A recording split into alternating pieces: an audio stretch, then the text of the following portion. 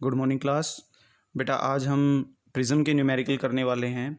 कुछ board important numericals हैं जिनको आज हम डिस्कस करने वाले हैं। तो जिनमें पहला न्यूमेरिकल हमारे पास ये डायग्राम दिया हुआ है, जिसको आधा हमने पार्शियली इमर्ज किया एक लिक्विड के अंदर, जिसका रिफ्रैक्टिव इंडेक्स 1.5 है। अगर कोई ray of light A B face पर नॉर्मली इंसिडेंट हो रही है and it will be comes out grazing along the face B C, then trace the path and find out the refractive index of liquid. तो देखो इसको कैसे करें। तो बेटा ये हमारे पास क्वेश्चन था कि हमने एक प्रिज्म ली और इस प्रिज्म के एक फेस पर ए बी पर कोई लाइट नॉर्मली इंसिडेंट हो रही है। यहाँ एंगल 60 डिग्री है और इस प्रिज्म का रिफ्रैक्टिव इंडेक्स 1.5 दिया हुआ है।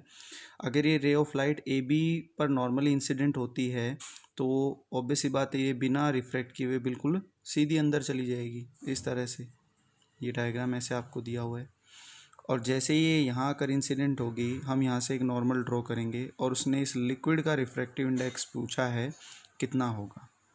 और ये भी कहा है क्वेश्चन के अंदर कि इस रे ऑफ लाइट का पाथ ट्रेस आउट करो और ये रे ऑफ लाइट जब इस प्रिज्म से रिफ्रैक्ट होगी तो वो बीसी फेस के अलोंग ग्रेजिंग पास आउट होगी।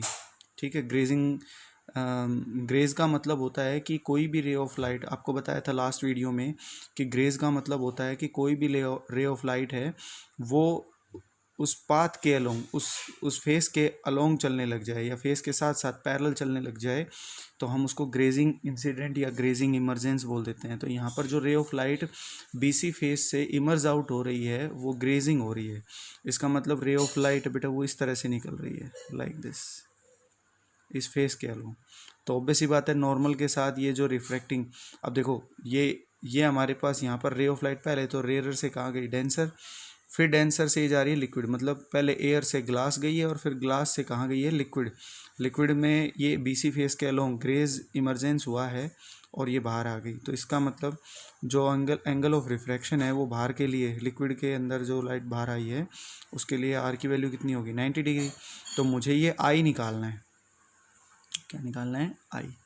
तो निकाल सकते हैं आई आराम से। कैसे, ये 60 है तो ये कितना हो गया 90, ये 60, ये 90 और ये कितना हो गया बेटा 30।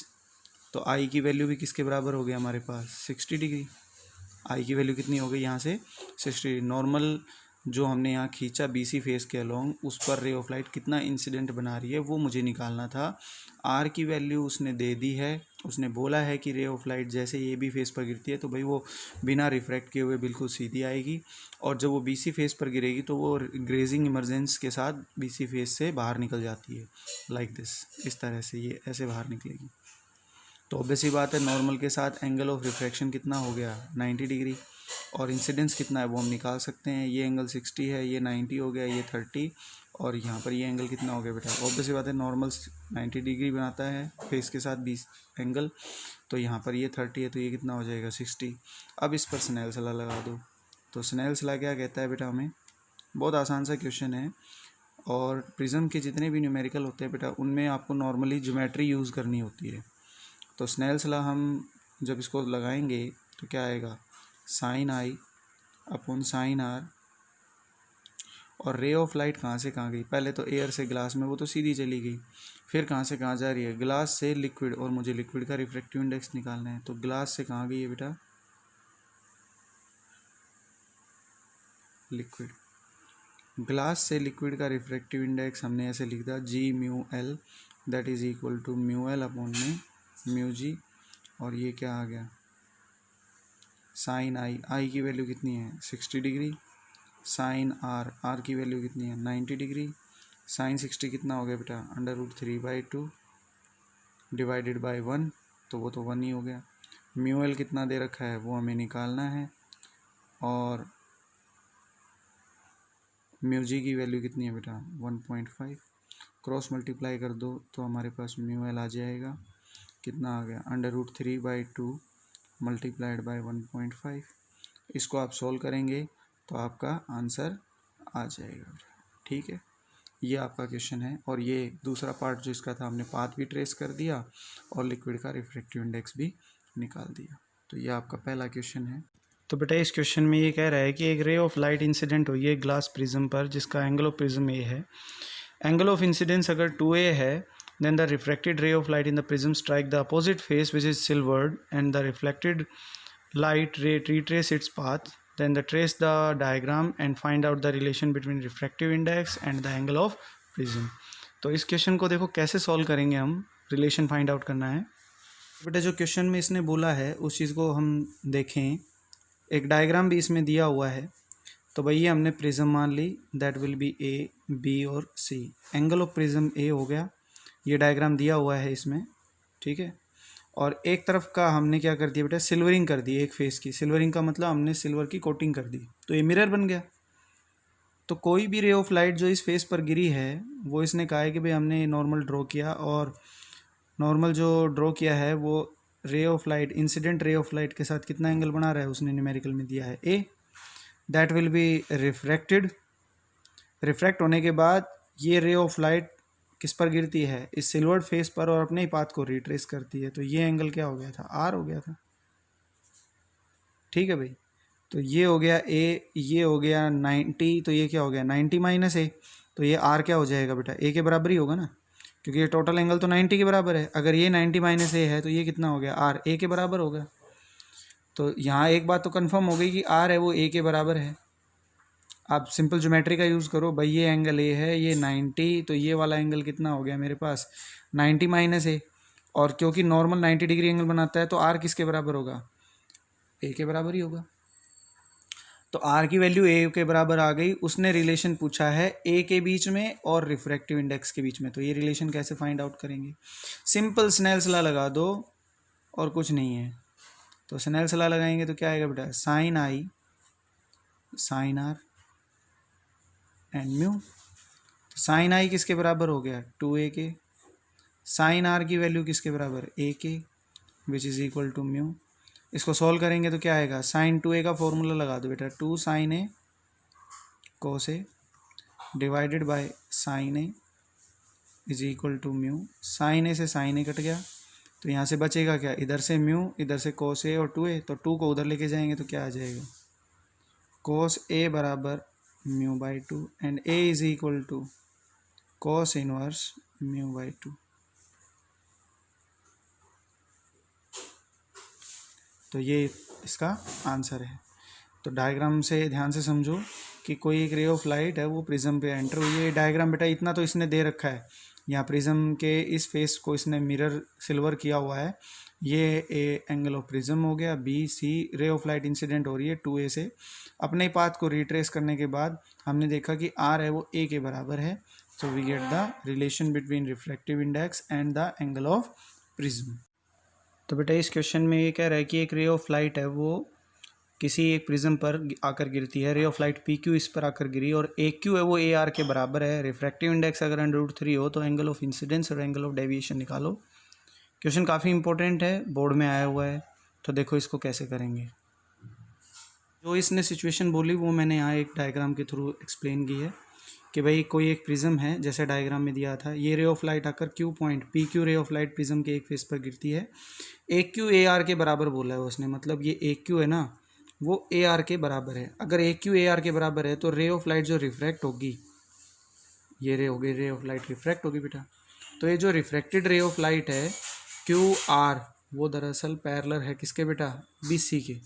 और जब क्यू आर पैरेलल की बी सी के पैरेलल हो जाएगी, मतलब जो रिफ्रैक्टेड रे ऑफ लाइट है अगर वो base line of the prism के पैरेलल हो जाती है तो ये केस किसका चला जाएगा बेटा, मिनिमम डेविएशन का। किसका, मिनिमम डेविएशन का, minimum deviation, that means delta m. और डेल्टा एम का एक ही फॉर्मूला है, दैट इज म्यू बराबर sine del m plus A by 2 divided by sine A by 2। तो गिवन न्यूमेरिकल के अंदर मुझे एक तो बेटा रिफ्रैक्टिव इंडेक्स दे रखा है और एक ए की वैल्यू दे रखी है।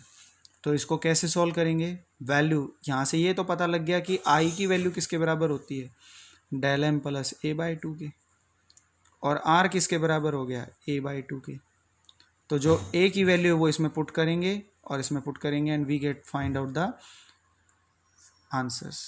इसमें ए कितना दे रखा है हमें 60 डिग्री, तो आई किसके बराबर हो गया, डेल एम नहीं पता, ए की वैल्यू 60/2 और r की वैल्यू 60/2 कितना हो जाएगा, ये तो 30 हो गया। तो r तो आ गया हमारे पास 30, मतलब a/2 की वैल्यू तो आ गई 30, तो वो तो यहाँ 30 रखेंगे। ये है सारा i के बराबर, तो क्या आ जाएगा हमारे पास, म्यू बराबर, म्यू की वैल्यू दे रखी है उसने √3, that is √3 is equal to, इसको साइन आई लिख दो बेटा इसको सारे को, और ये हो गया साइन 30। साइन 30 का मतलब 1/2, देन वी कैन सॉल्व, तो ये क्या आ जाएगा, √3/2 इज इक्वल टू साइन आई। और यहाँ से साइन आई का मतलब √3, तो आई की वैल्यू कितनी आ गई बेटा हमारे पास, 60 डिग्री। आई अगर 60 है तो एंगल ऑफ इंसिडेंस एक बात तो आ गई, एंगल आई है वो किसके बराबर हो गया, 60 के। एंगल आई किसके बराबर हो गया, 60 के। और आई किसके बराबर है मिनिमम डेविएशन में, डेल एम प्लस a/2, जो हम यहाँ पुट कर रहे थे, इसको मैंने आई लिख दिया है। तो यहाँ वैल्यू हम 60 के बराबर पुट करेंगे, तो बेटा डेल एम भी कितना आ जाएगा हमारे पास, पुट करना, इसको इसमें पुट करेंगे तो आई की जगह 60 रखो, 60 दूनी 120, then del m is equal to कितना आ जाएगा हमारे पास, 60 डिग्री आएगा, क्योंकि 120 में से 60 घटाओगे तो डेल एम भी 60 ही आएगा। तो ये बहुत आसान सा क्वेश्चन था। ऐसा ही एक और क्वेश्चन देखो, इस क्वेश्चन में बेटा यही करना है। देखो इसमें भी रे ऑफ लाइट है वो पी क्यू आकर इस प्रिज्म पर गिरी है, और इसने बोला है कि ए क्यू है ना वो ए आर के बराबर है। अगर ए क्यू ए आर के बराबर है तो क्यू आर किसके पैरेलल हो गया, बी सी के। तो मिनिमम डेविएशन की कंडीशन फिर से जनरेट हो जाएगी, और इसमें भी वही फॉर्मूला वही ट्रिक हम लगाएंगे। तो देखो आंसर्स क्या आएंगे इस न्यूमेरिकल में भी। देखो हमें क्या दिया हुआ है कि रे ऑफ लाइट आकर गिरी है, that is equal to P Q, ये नॉर्मल, ये रे ऑफ लाइट रिफ्रैक्ट हो गई, उसके बाद इमर्ज हो गई, ये रे ऑफ लाइट सीधी गई, दैट विल बी, उसने दे रखा है थीटा।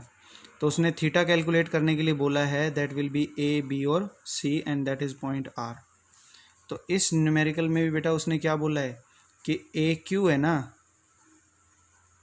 वो ए आर के बराबर है।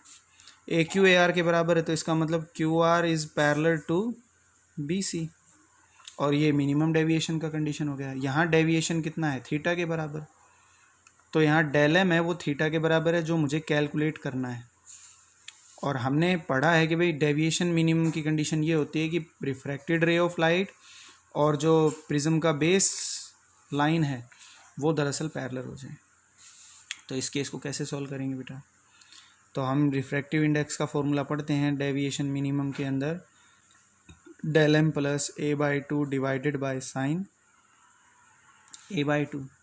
इसमें भी म्यू की वैल्यू कितनी दे रखी है, a 60 दे रखा है और म्यू √3। ये न्यूमेरिकल बेटा सेम ईयर में आए हुए हैं, दोनों न्यूमेरिकल सेम ईयर में आए हुए हैं लेकिन अलग अलग कोड में। तो भाई म्यू की वैल्यू ये तो हो गया हमारे पास म्यू की वैल्यू √3 के बराबर, क्योंकि यहाँ पर जो आई है डेविएशन मिनिमम में, आई किसके बराबर होता है, डेल एम प्लस a/2 की। ए की वैल्यू 60 है तो यहाँ पुट कर देंगे साइन, इसको मैं सारे को आई लिख दूँ, ए की वैल्यू 60 है तो साइन a/2 कितना हो जाएगा, साइन 30। आई की वैल्यू किसके बराबर होगी, साइन आई हो गया हमारे पास √3, साइन 30 1/2 ये हो जाएगा। तो आई की वैल्यू कितनी आ गई बेटा, 60 डिग्री। आई अगर मेरे पास 60 डिग्री आया है उसको यहाँ पुट करेंगे, then 60 is equal to del m plus 60 divided by 2, तो क्रॉस मल्टीप्लाई करेंगे तो डेल एम भी कितना आएगा, 60 डिग्री ही आएगा। तो ये क्वेश्चन है इस तरह से, बाकी क्वेश्चन बेटा हम कल बात करेंगे।